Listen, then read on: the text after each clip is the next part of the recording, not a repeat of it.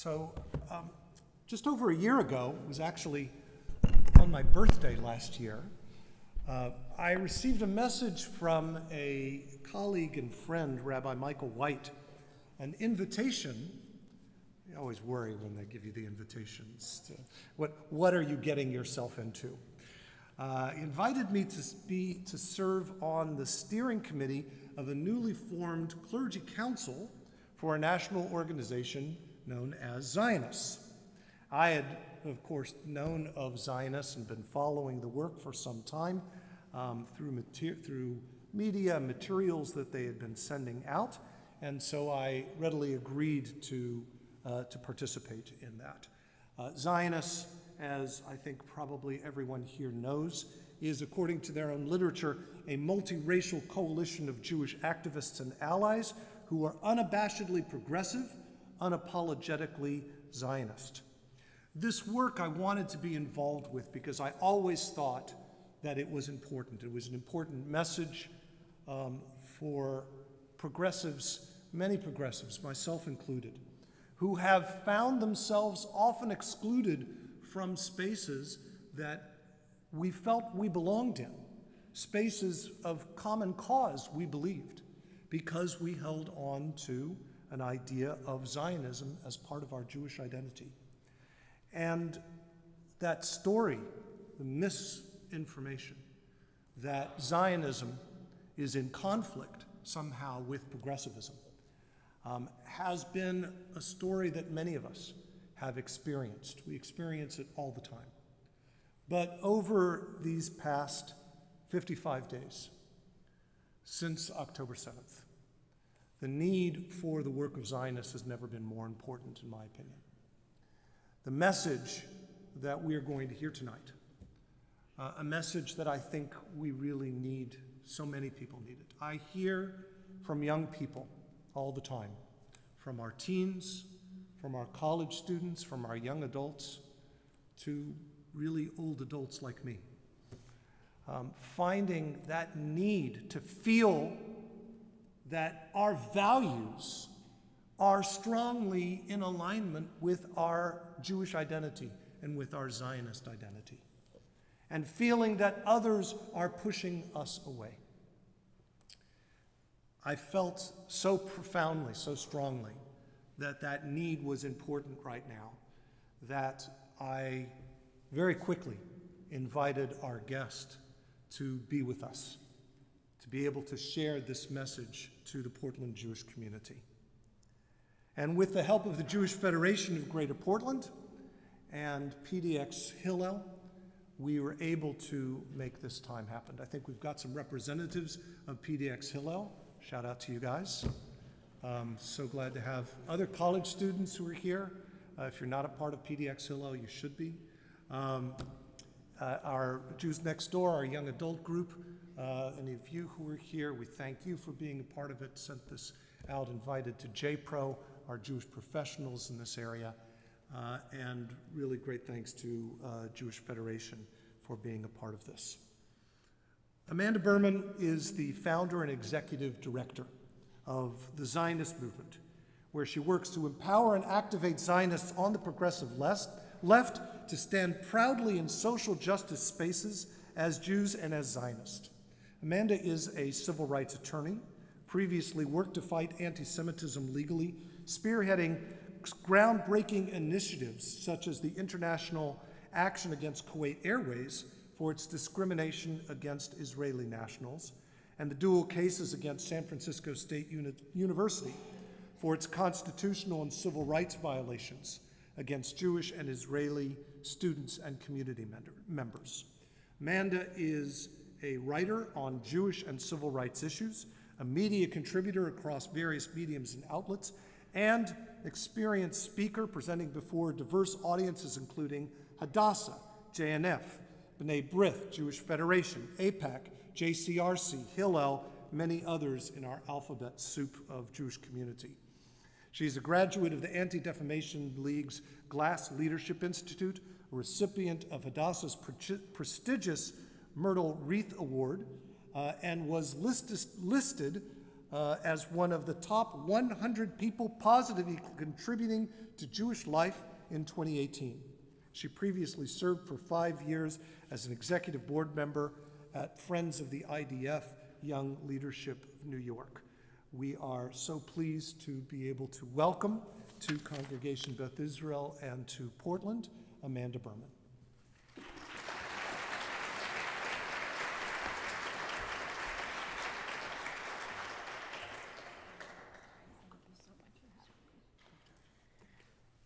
Wow, hi everyone. Shabbat Shalom. So I'm just pulling up a couple of notes. It's really wonderful to be here. I am so grateful for the invitation. Rabbi Kahana almost immediately after October 7th said, we need you to come to Portland, and I'm so happy that it worked out.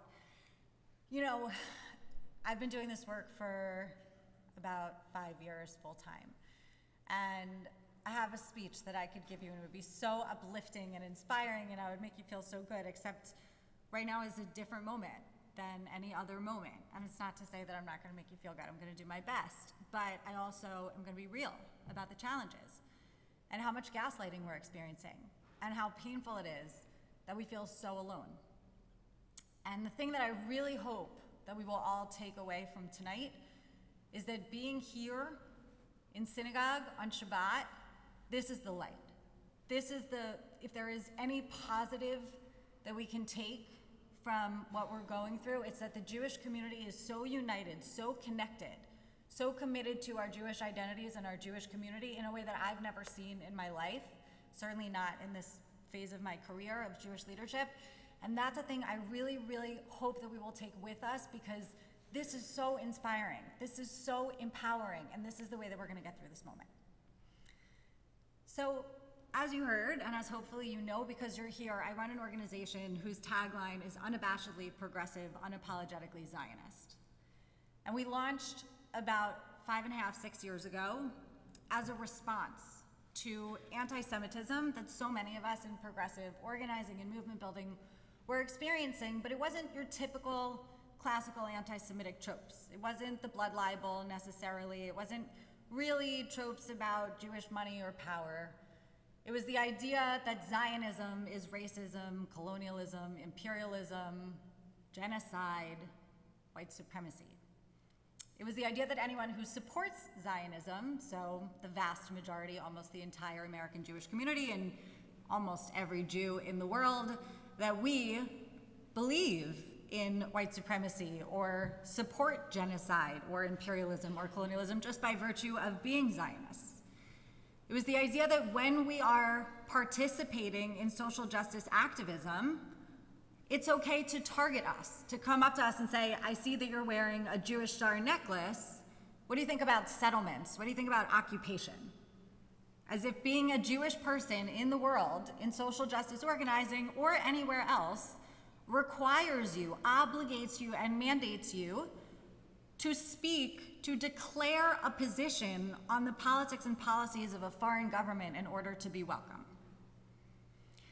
I started experiencing this long before Zioness, and I was talking to progressive friends, people that I'd been in social justice spaces with my whole life, people who'd been really active on women's rights issues and racial justice issues and climate equity issues.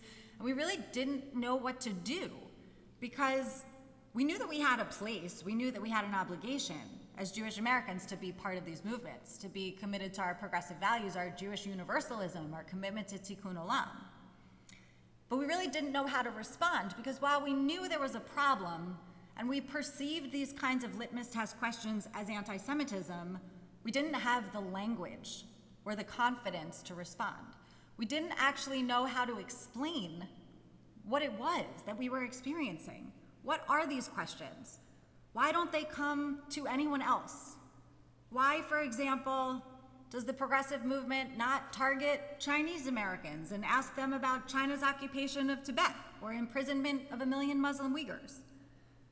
Now, the answer to that, of course, is that doing so would be racist and xenophobic and un-American and the antithesis of everything progressive. And if the progressive movement did that, those of us of good conscience in the movement would say so. We would say that is unacceptable. We would stand up for anyone who was targeted with that kind of test or question. We would never allow in a reproductive justice space for someone to be held accountable for the politics and policies of a foreign government just because they had family there, for example, or even for being a citizen of it. So why was it that Jews in these spaces were constantly asked these questions, and what were we supposed to do? We really didn't have an answer. And when we talked about it, and we started to name it and identify it as anti-Zionism, everyone said anti-Zionism is criticism of Israel. It's not anti-Semitism, it's just criticism of Israel.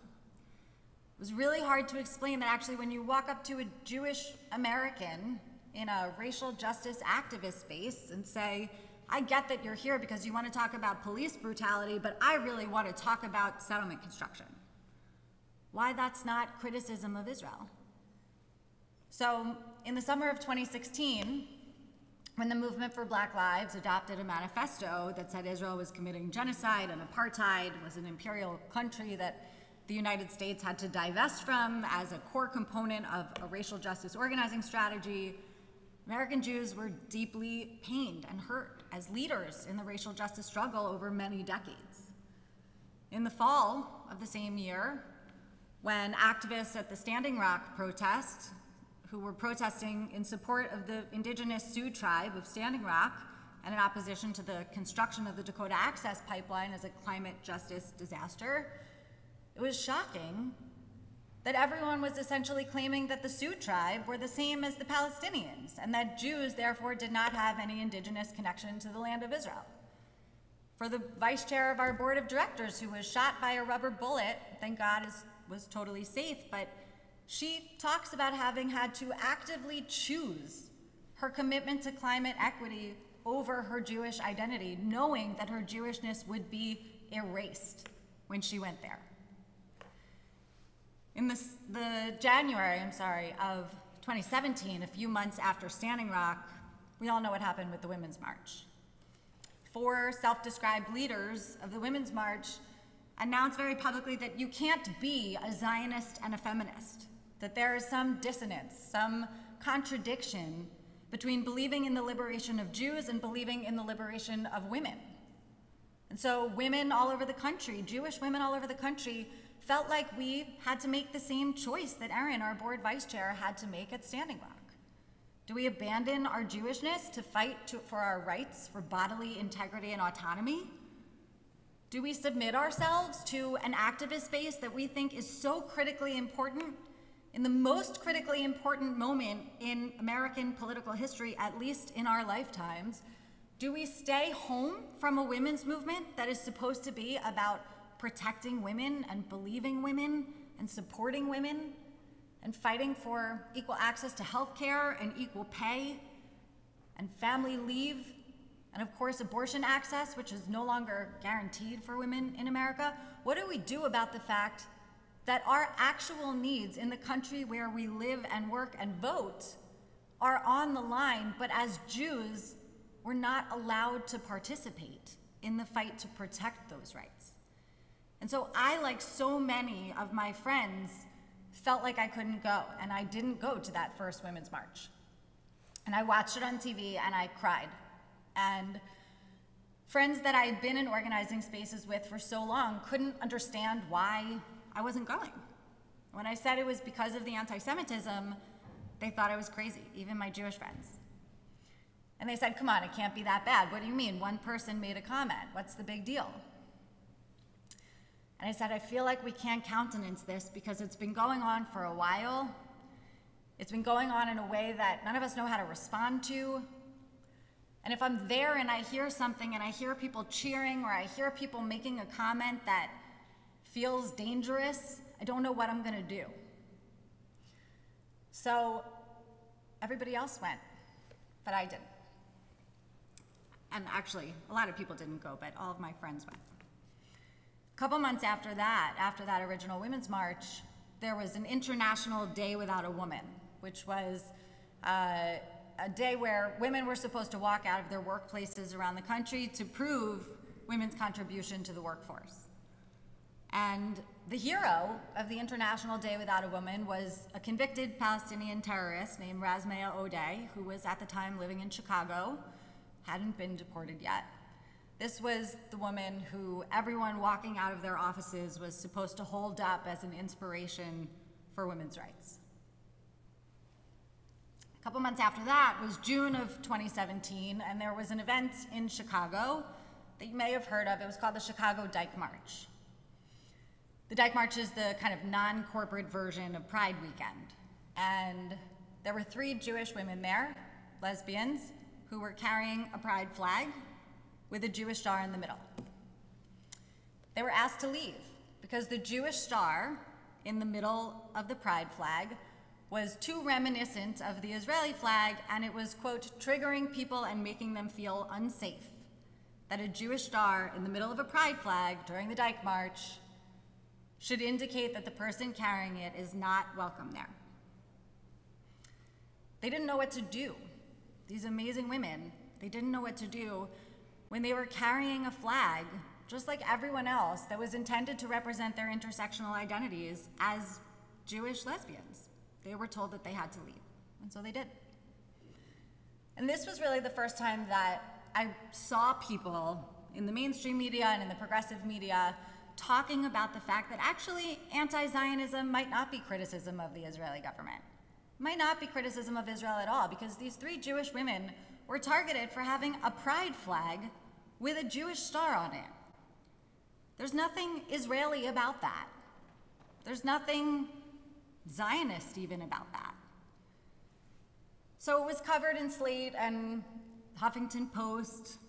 Somebody wrote an op-ed in the New York Times and said what happened at the Dyke March was anti-Semitic, but after a week or so, it quieted down. And 2 months after that, also in Chicago, there was another event called the Chicago Slut Walk. And the Slut Walk is more radical. It launched after a rape trial in Toronto, where the victim was put on the stand and asked, what were you wearing, and had you been drinking, and why were you in that place at that time? I see some women nodding because we recognize that as victim blaming and slut shaming and patriarchy at work. And so the Slut Walk launched as an international movement. There are slut walks all over the world, including, interestingly, in Tel Aviv. And the Chicago Slut Walk in August of 2017, 2 months after the Dyke March, announced that they endorsed the policy of the Chicago Dyke March and that Jewish stars would be banned from the Slut Walk as Zionist symbols of racism and oppression. The Slut Walk, by the way, is a response to this trial where people go wearing very little clothes and declare, doesn't matter what I'm wearing, doesn't matter if I were drinking, no one can touch my body without my permission. And I was much younger at the time and still, of course, support the Slut Walk, and I felt like I had to be there. I had to be in this space that was supposed to be about my body and my rights as a woman in America. Thinking about the political dynamics of 2017, you can imagine how urgent that felt for me. But the idea that being Jewish, wearing a Jewish star, I wear my dad's Jewish star, I will never take it off. The idea that having or wearing a Jewish star means I am not allowed to participate in the Slut Walk, it was too far. It went too far. And so I reached out to friends in Chicago. I asked them to march with me. We reached out to Jewish organizations as well. We got a big group of people in Chicago who said, you know what, we're going to the Slut Walk. We're not going to let them tell us that we can't participate as Jews. We're not going to seed these movements. We don't have the luxury of that. I was talking to a friend who does PR, and he said, well, you can't go by yourselves. You can't, just show up there. We need a strategy. We need a name. We need a Facebook group and a press release. Jewish entrepreneurs. So we came up with the name Zioness, and we put out a press release and made a Twitter account. And the organizers of the Slut Walk said, we want nothing to do with the Zioness movement. They are not welcome to participate in the Slut Walk. We said, you know what, we're going anyway. It's at a public park in Chicago. We're gonna have posters and t-shirts. We're not going to protest the Slut Walk. We're going because the message of the Slut Walk is so important to us as women, as Americans, as supporters of LGBTQ people. The Slut Walk is supposed to be about uplifting diverse communities and women who are experiencing the harm of victim blaming and patriarchy. And we cannot allow this space to be overtaken with anti-Semitism. So we went, and the organizers of the Slut Walk brought red umbrellas, which are the symbol of the international sex trade, and they chased us around this park, and they were hitting our posters, which had a Jewish star, our logo on the posters. They were hitting our posters with their red umbrellas, and it was a beautiful 85-degree day in August in Chicago. They were opening the red umbrellas to cover the images on our posters because, again, they had banned Jewish stars, and our posters had Jewish stars on them, and they didn't want the Jewish stars to be in the images of the Slut Walk. So they were opening the umbrellas and trying to block us from the cameras, and we didn't engage negatively. We just tried to listen to the speakers. But they had changed the whole lineup of speakers at the event. And instead of talking about patriarchy, victim blaming, slut shaming, and rape culture, the speakers were talking about the Israeli-Palestinian conflict. And so when they were chasing us around the park and the speakers were talking about Israel's oppression of Palestinians, all of these very radical, very diverse activists at the Slut Walk came up to those of us in the Zionist t-shirts and said, "What is going on? Why are they chasing you? Why are they hitting you with their umbrellas? What is a flotilla? We don't understand what's happening here." And we had an opportunity to engage constructively with people who shared our values and just didn't get it. And so we could explain to them, this is what anti-Semitism looks like in the progressive movement. And we don't want the anti-Semitism here. And we're not here trying to blow up this space. We're here actually trying to protect the integrity of this space. We want the Slut Walk to succeed. This is supposed to be a place that is for us too. But we're not welcome here as Jews who believe in the liberation of the Jewish people.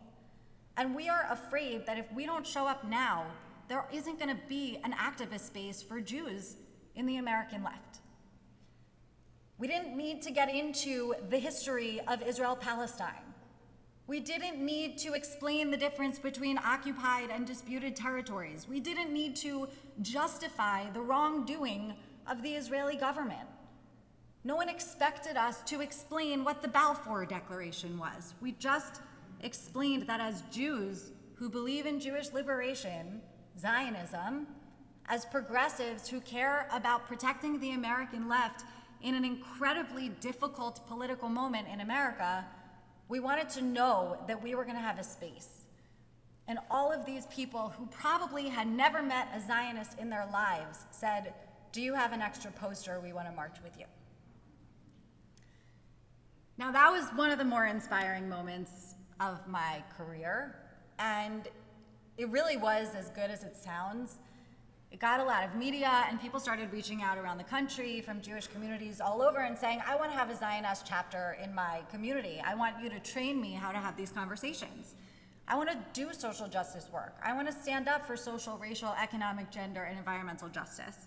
I want to be part of our progressive movements, and I want to be a proud Zionist while I do it." And so we started creating these Facebook groups. It was totally grassroots, and in a couple months we had 34 different chapters around the country, and I believe there's one in Portland.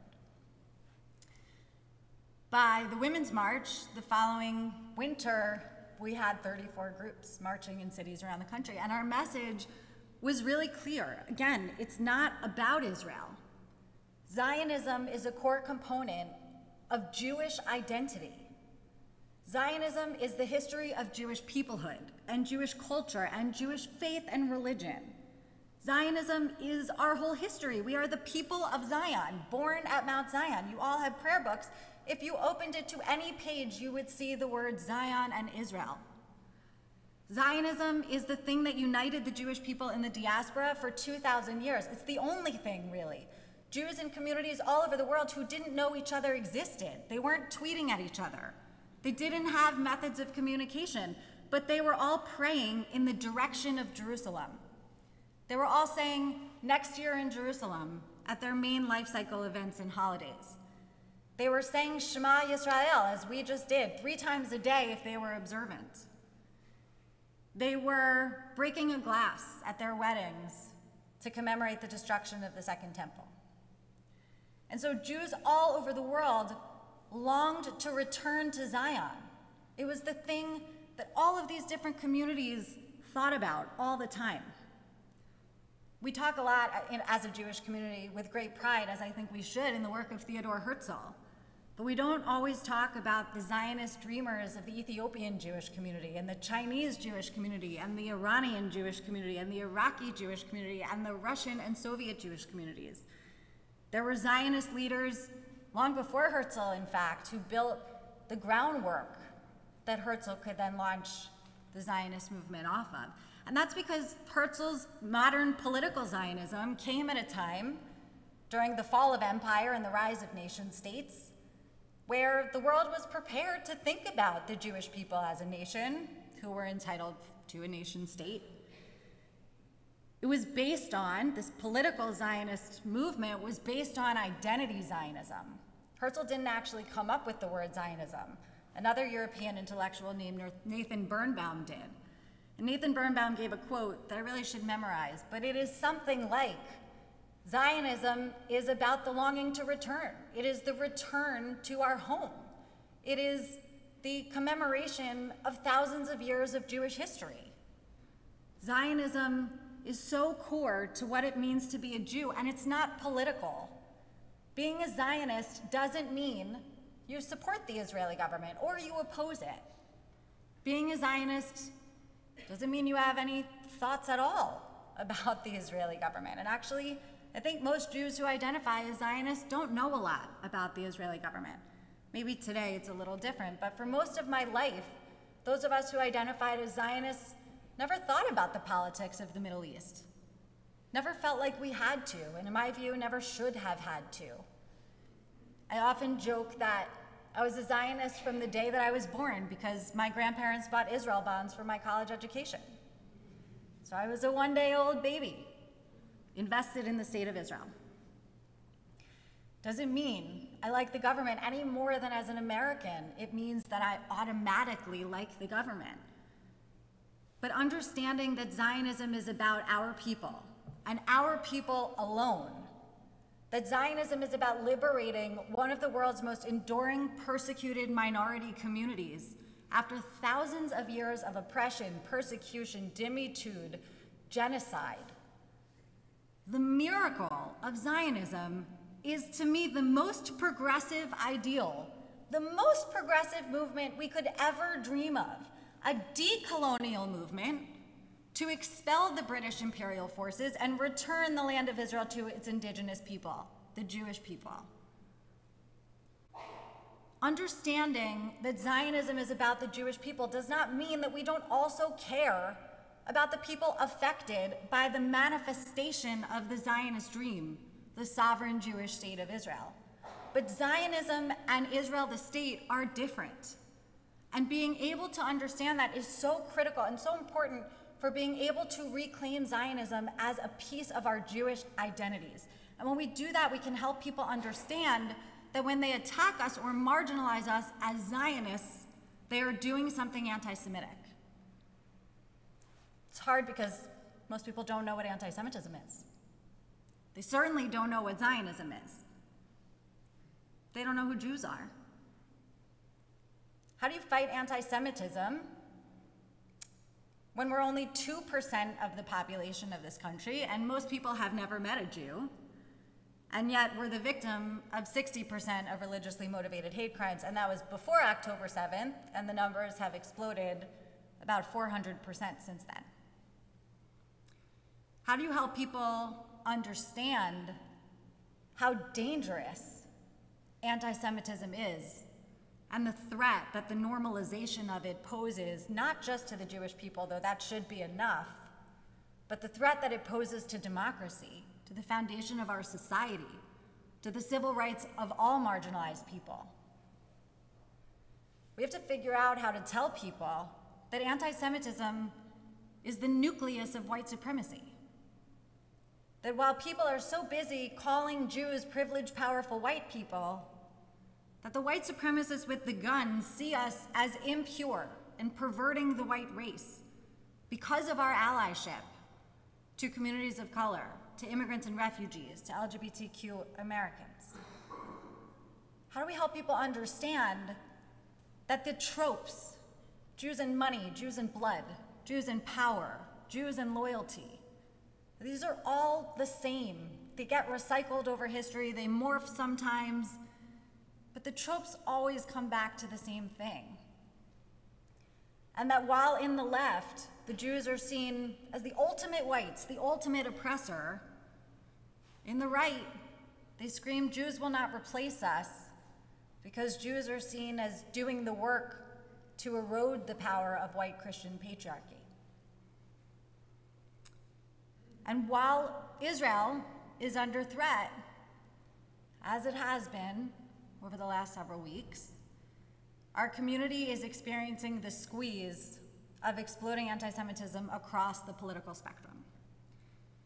But what has been so painful for me as the Executive Director of Zioness, and I'll say a little bit hopeful too, is seeing how many people are waking up to the threat of anti-Semitism in our progressive movements. Because while it might feel safe and comfortable to bury our heads in the sand and point somewhere else and say all the anti-Semitism is over there, we're not actually fighting anti-Semitism if we're politicizing anti-Semitism. When people on the right point at the left and say all the anti-Semitism is BDS and anti-Zionism and an attack on Jewish identity and what's going on campuses, they're not wrong. But that's not exclusively the problem. And when people on the left point at the right and say all the anti-Semitism is there, it's white supremacy, it's Pittsburgh and Poway, it's Charlottesville, they're certainly not wrong either. But the left can't protect the right from anti-Semitism, and the right can't protect the left from anti-Semitism. We can only fight these battles in the spaces where we speak the language, where we have organic relationships, where we share a worldview and values. And I'm so proud that our American Jewish community is so passionately committed to the social justice agenda, that we care so deeply about racial equity and women's equality, reproductive freedom, climate justice, LGBTQ equality. I am so proud of our work against the proliferation of gun violence, for example. There's so much urgent work for us to do. But if we don't have a space where we can show up proudly and confidently, our spaces will not succeed. Our movements will not succeed. And I think over the last 55 days, it's been a real wake-up call for those of us who are here. It's been less of a wake-up call, I think, for the people in the progressive movements who seem not to want to acknowledge or identify this threat. And that loneliness has been so profound for so many of us. And I'm naming that because I know how many of us have felt so gaslit by people telling us that it's not that serious, it's not that bad. Even people who are willing to acknowledge anti-Semitism don't think it's that serious of a threat. If anyone heard Senator Chuck Schumer, he gave a big speech this week about anti-Semitism where he said that people he was talking to said, okay, we know it's a problem, but we don't really get why you're so upset, why you're freaking out about it. So knowing that this is where we are, and knowing that, again, I run an organization that is based on the idea that when you are in relationship with people, they won't dehumanize you. It's based on the idea that if you show up as a Zionist, you can humanize the Zionists. You can show people that Zionists share their values, that Zionists are committed to social, racial, economic, gender, and environmental justice, that Zionists are just Jews with a different name. I really believed that. And it's not to say that I don't still believe it, but the challenge is more acute. And it's not because everyone hates us. I don't believe that everyone hates us, but I believe that the culture and the dynamics are so complicated that it is so intimidating to speak up and say that you support the Jewish community and that you want to be an ally to the Jewish community, that you want to stand in solidarity with people who are experiencing this kind of victimization. Because if you watch everyone who does that, they get crushed. They get attacked. And so it requires so much courage and so much energy for people to stand up who are not Jewish, and even people who are. I would imagine there are people in this room who have been quite afraid to speak up for yourselves. And I understand that because, again, the gaslighting is so extreme. We have to find a way, though. Because one thing that I know for sure is that even if gender equity spaces are anti-Semitic, the Jewish community will fight for gender equity. And even if racial justice spaces are anti-Semitic, the Jewish community will fight for racial justice. And even if LGBTQ equality spaces are anti-Semitic, we will fight for LGBTQ equality. I know these things to be absolutely true. And the other thing I know to be true is that if we have to build new spaces, we'll build them. And they'll be amazing. We've done it before. We've built schools, hospitals, law firms, housing communities. It's not the first time we've been alienated. Probably won't be the last. But if we are forced to build a new left, it will be a better, stronger, more united left that can actually accomplish its mission. And so maybe there is an opportunity in this moment for all of us who are dreaming about a better world to think about what it could look like. Where we would show up if we could do anything. What issues we would prioritize. How we would tie our Zionism to those issues. How we would help people understand that Zionism, that the liberation of the Jewish people, as I said, is such a miracle. It has so many lessons for those of us who do social justice organizing. Theodore Herzl wanted Zionism to be a model of liberation for all marginalized peoples. There's still a chance of that. But we're gonna have to get really creative. And we're gonna have to hold on really tight and with all of our pride to each other, to our community, to our Jewish identities, and to our Zionism. And what I want so much is for people to stand proudly in their Zionism, to help people understand what Zionism is and what it means, and that we're not gonna stand for the weaponization of it, for the perversion of it. We're not gonna allow people to continue misdefining Zionism. We're gonna own our Zionism. And when we do, people will think about it differently. I'm telling you, even now, even after October 7th, I have these conversations all the time where people say, I didn't know that that's what Zionism was. I thought Zionism was this, this, and this. The more we are quiet, the more that narrative can grow. But when we speak up, we normalize the Zionist. And when we refuse to cede our progressive movements to bigotry, we have a chance of making them work. But again, if that doesn't work, we will build our own. So I really hope, well, I really know that we will get through this moment. I really know that when we show up in our full values, our universalism and our particularism together, we will inspire each other, we will inspire those who are silent, and we will stand up to the bullies who are coming after those of us who are quiet. We have such a beautiful and inspiring story to tell as a community. We have so much history and so much pride and so much faith. And we're gonna be okay. But we really, really have to stay together, stay committed to our values, and continue to show up.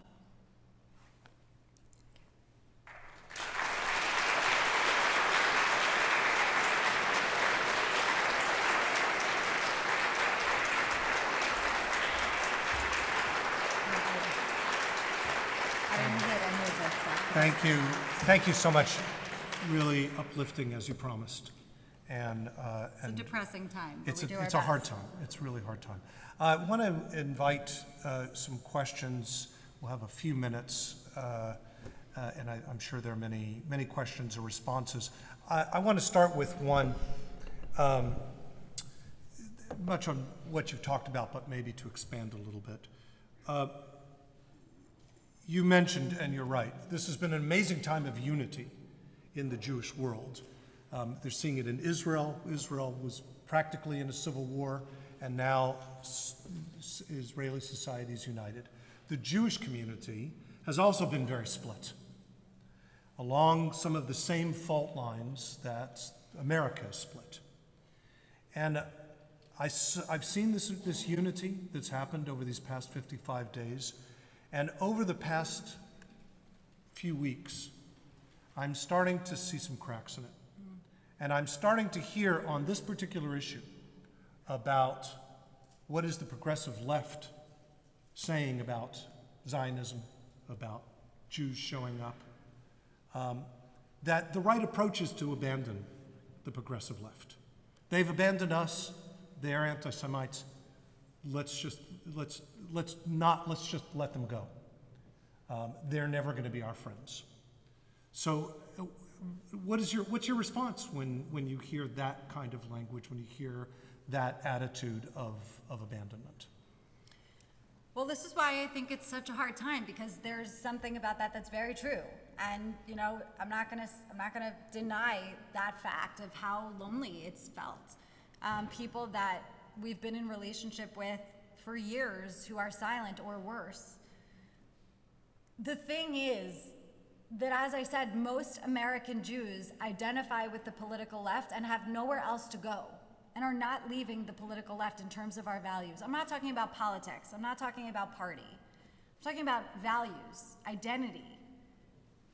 And what's really important to understand also is that, you know, when I say, even if there's anti-Semitism in these spaces, Jews will continue to show up and organize for justice, it's not only as allies that we do that work. We do that work because we are affected by laws that restrict our right to reproductive freedom and restrict our, ability to marry who we want, and, embolden white supremacy in a way that is dangerous and harmful to Jews of color and Black Jews. I mean, there are so many issues that, climate is not an issue that we could just be like, well, that's not our fight because the climate justice movement is anti-Semitic. That's not an option. That's a luxury to even consider.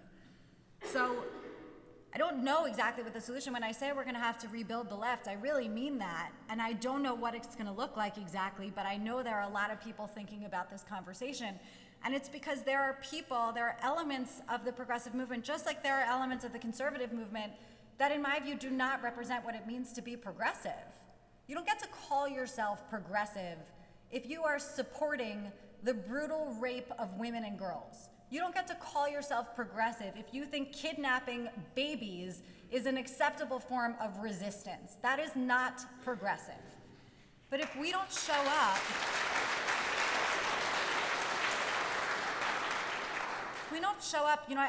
the point of Zioness is well, there are, obviously a lot of reasons for Zioness, but the point is to reclaim language, to reclaim what it means to be a Zionist from people who have been perverting the word Zionism so intentionally, by the way, over many decades, and to reclaim what it means to be progressive from people who don't actually believe in progressive values, are not advancing social justice in any way, are imposing purity tests and litmus tests on activists who show up in justice spaces and are dividing our justice spaces.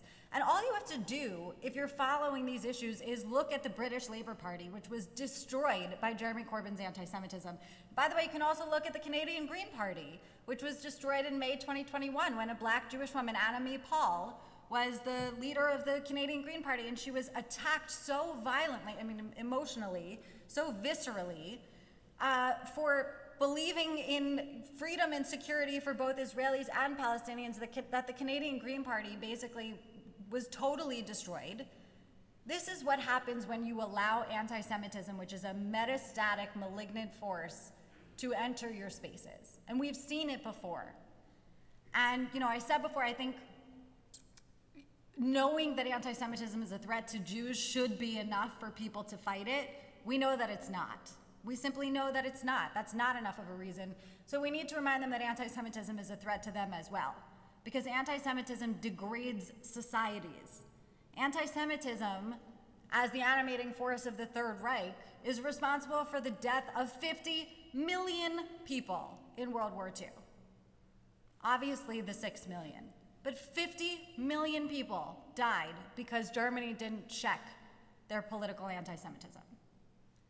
So, I think the conversation of we should leave the left, okay, fine. What's the solution?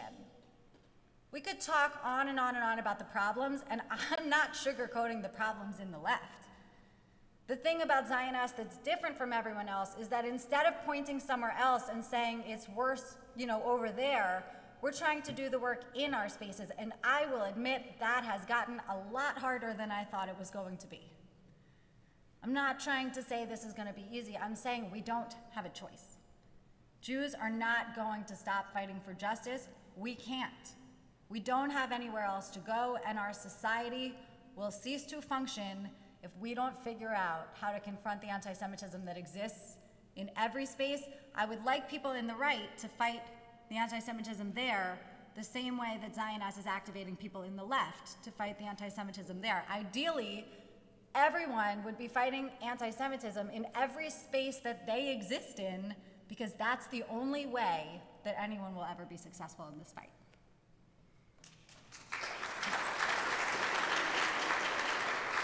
Anyone has a question, if you want to just raise your hand, I'll bring the mic around.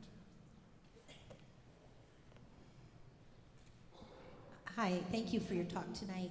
My name's Joanne, and I'm sorry I haven't checked out the Zionist website yet. I forgive you. But I will definitely do that. I just feel like the people who have an agenda to fight the existence of the State of Israel seem to have beat us to the punch getting into the universities, because some of the people that I see quoting that are in the liberal movement seem to think that they are quoting these scholarly papers that are absolutely confident that Israel is apartheid and ethnic cleansing and imperial and everything that you said. But I know there's got to be scholarly papers on the other side. Is there any place for voices on college campuses to intellectually challenge the narrative?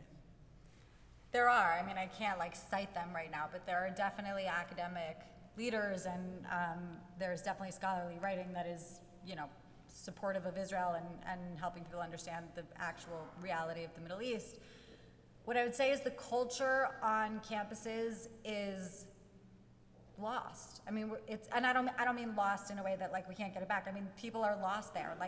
It's not consistent with the mission, with an academic mission, what's happening on a lot of college campuses. And it's not only about Jews in Israel, by the way. There are dynamics that are happening in academia that are post-truth and are based on identity politics and based on worldviews that are not even open to debate in a lot of ways. And that, of course, is the whole point of going to college. I went to Penn, and it is a mess. I mean, I'm sure everyone's following. It's been very, very difficult to watch what's going on college campuses. I don't want to get ahead of myself here with this, but it's something that I'm hoping will be the case, that we know, I think in this room, we know that the October 6th, the world before October 7th, will never be the same. And so we have to find the moments, the opportunities, the light, as I said, being here all together, being reconnected. I think American Jewry being reconnected with Israel in really important ways. I think there are things that we're going to be able to take from this. I hope, and this is not something I'm saying as Amanda, not as the founder of Zioness, but I hope that this is going to help Israelis deal with their government issues. I hope there will be changes there. I think there are possibilities and opportunities that are coming from this post-October 7th world when the dust settles, and I think one of them will be that academia is going to have to confront the problems that have been exploding there for a long time unchecked. And I'm a progressive. I'm an activist, and I want colleges to be progressive bastions.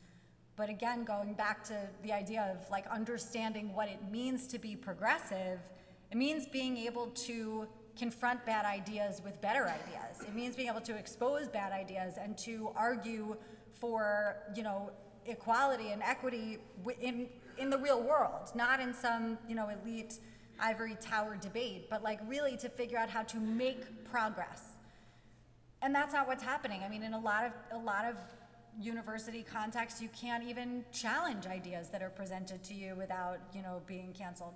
And this is not always the most popular thing to say to Jewish audiences, but like, I really believe that free speech has to be free, and that includes hate speech. Hate speech is free. It is quintessentially protected in America, which is a thing people don't like to talk about. I feel like every time I open social media, I see a post about how hate speech is not free speech. But that's just like objectively wrong. And it's important to know that, because you don't want somebody arbitrarily deciding what is hateful. If they were, they would say, I am hateful for being a proud Zionist. They would say that my speech and my work in support of Zionism is hateful. So the whole point of democracy is that we get to express ourselves, and you have a right in America to be an unapologetic, unrepentant bigot. Doesn't mean you should, but you have to have that right if we're gonna live in a free society. And on campuses, you just don't have that right. And I don't want our community to participate in trying to silence hate speech, because that gets weaponized against us.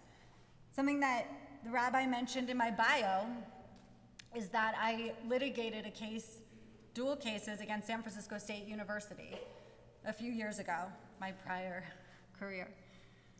The foundation of the litigation was that the mayor of Jerusalem, who was then Nir Barkat, came to speak on campus at the Hillel. Barkat is a Likud party member, he's right-wing, San Francisco is a liberal bastion. The audience was there to ask him hard questions about his policies. And a group of activists came, and they weren't protesters, because protest is protected, they were disruptors. They came and shut down the event. They were screaming through microphones, through, the megaphones, in a small room, much smaller than this room, with community members and students screaming from the river to the sea, intifada, intifada. This was in 2016, I think. Screaming through these megaphones in people's faces, and it was so loud it was impossible for Mayor Barkat to even get a word out. And a campus police officer, several campus police officers were there, and they knew there was gonna be a protest, and the chief of police at the university told the other police officers to stand down and allow these quote-unquote protesters to disrupt the event. And that stand-down order, because the police officer was a state actor, so the Constitution applied, that action by the police officer to tell the other officers to stand down and not intervene and protect the free speech and assembly of the Jewish students, that was the basis for a First Amendment lawsuit. We didn't end up getting to trial because we settled on the eve of trial, but I believe we would have absolutely won that claim. So I use that as an example to say, obviously there are things going on campus that are not protected speech, and I want to be clear that incitement to violence and any actual violence and harassment and intimidation, that is not protected speech. But if we are shutting down speech, our speech will be shut down. And so we have to be able to say that even when someone is saying something that we find objectively horrible, reprehensible, despicable, painful, anti-Semitic, racist, Islamophobic, people say horrible, horrible things, and they have to be allowed. We have got to protect free speech and free assembly. But, as Justice Brandeis said, sunlight is the best disinfectant. When people say terrible things, we should expose those things as terrible. We should explain why they're bad. And university administrators have an absolute obligation to do that and to protect Jewish students on campus. And there's a lot that they can do without shutting down speech in a way that would be actionable, that the university would be sued for shutting down free speech.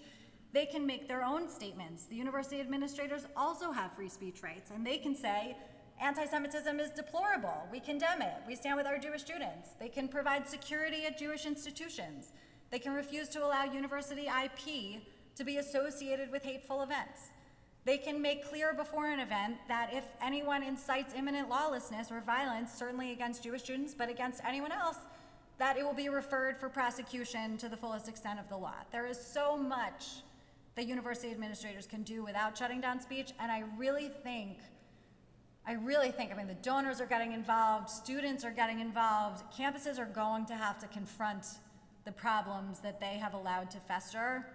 And I think we all have a role to play with our alma maters. Certainly, if you're a parent of a college student, there's a lot that we can do, and I just hope that this is a turning point for campuses around the country. Sure. Well, We have a last question here. Hi, thanks for your strong defense of free speech. I think it's really, really important right now.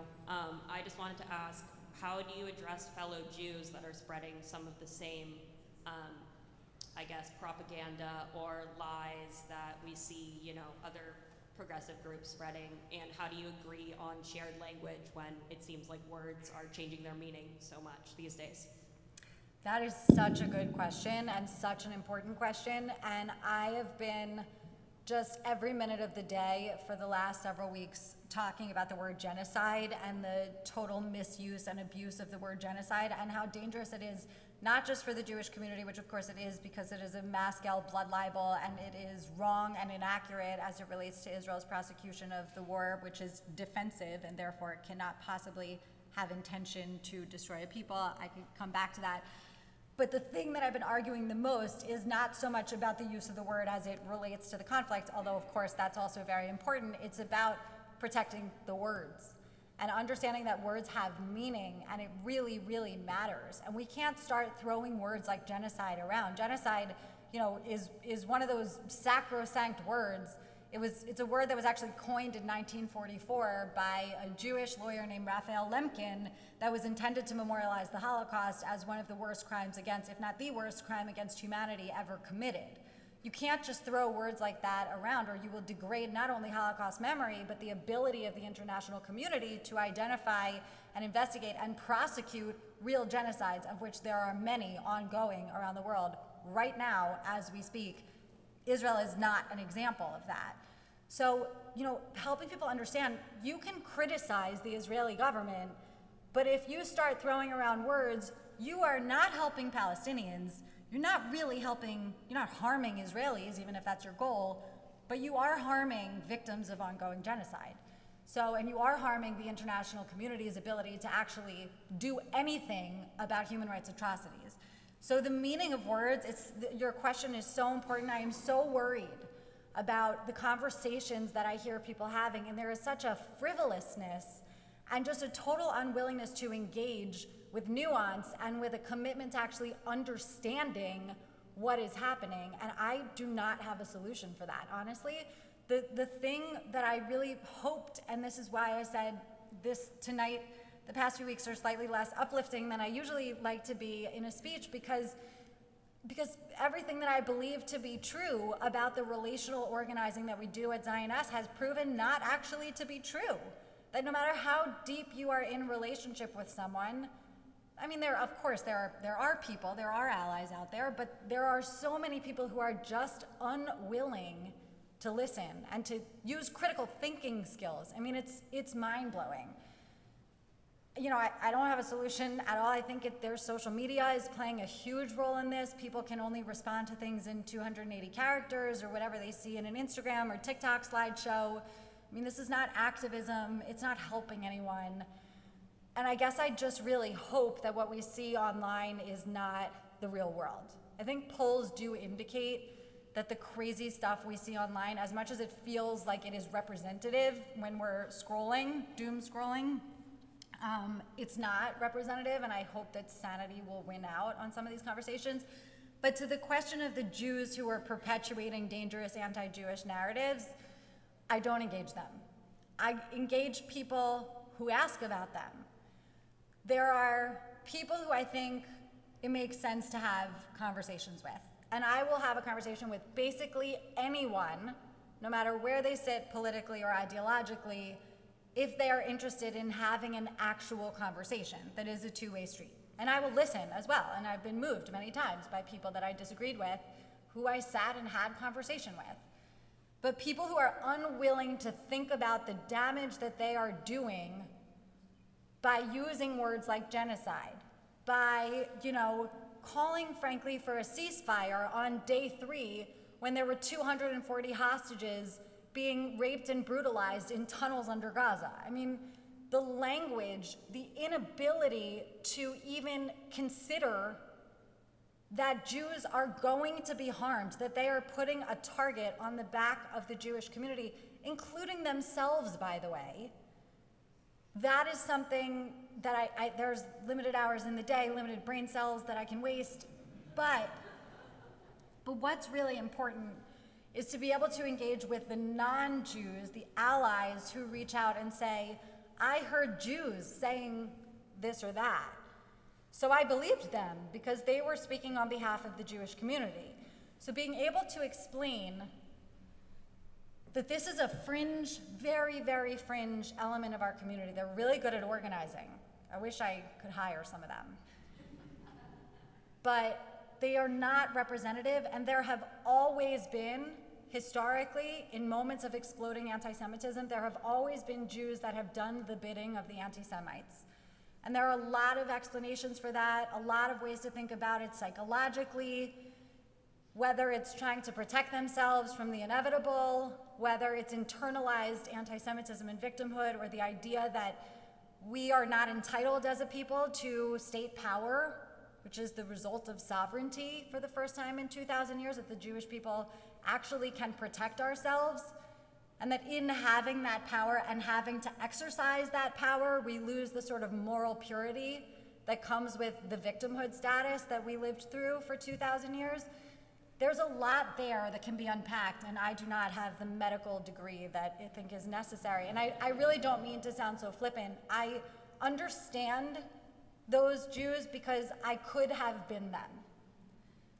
And I think a lot of us who are progressive could have been them if we had been exposed to their narrative before the narrative that we were exposed to. Because it sounds great. I am a Jew who is so progressive and so committed to human rights and human dignity and social justice and equity and equality for all people that I am willing to abandon my own people to achieve those ends. I am so passionate and so righteous that I will stand up to my own people to fight for yours. That's a really compelling story, a compelling narrative, and I understand why it gets people. Like, I really get why people believe it. And I think most of the people who organize in those spaces really believe that they are on the side of righteousness. I really believe that. That makes it harder, because when you're a true believer, it's really hard to convince you out of it. And actually, after October 7th, I thought that that was cracking a bit. I thought that people were seeing that October 7th is the result of that kind of language. Now, let me be clear. October 7th is the result of Hamas being a genocidal terror organization. But October 7th is also, I think, the illustration of anti-Zionism in practice.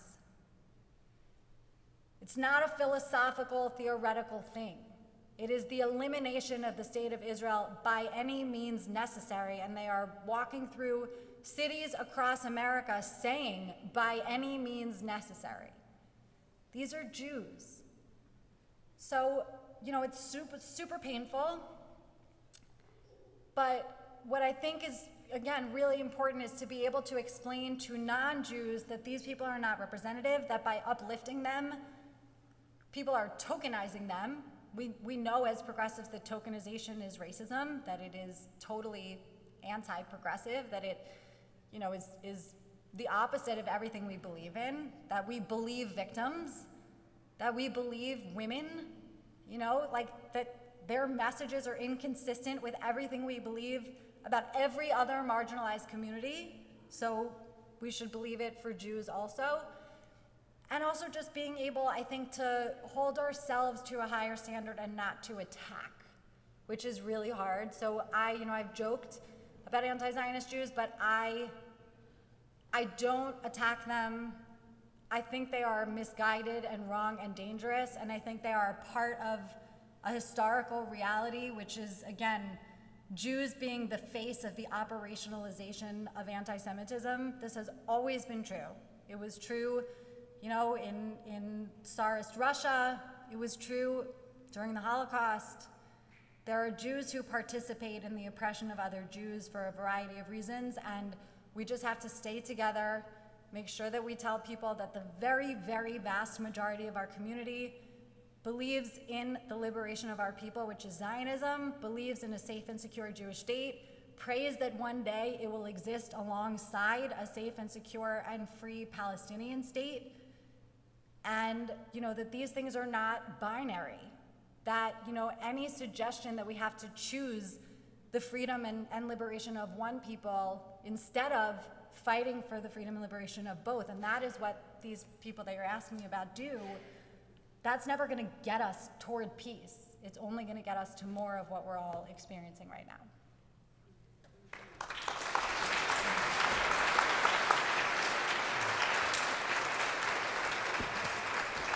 Thank you for all of this message, and I think there's a lot of conversation to have about Jewish power and how we have really not come to terms with this idea of Jewish power, and that's much more that needs to be unpacked. And I appreciate your call for the composers of Jewish liturgy to come up with a prayer for sanity. Anybody wants to take that on? We've got some amazing composers here. We'll set it to music. I think that's a prayer we could all use. But from all of us here, we want to extend our appreciation to you for being here, for inspiring us, and continuing to do the work that you're doing.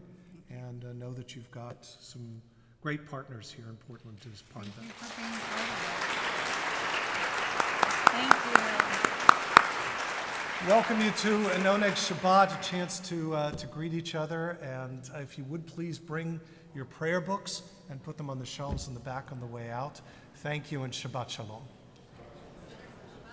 You're so engaged. Really.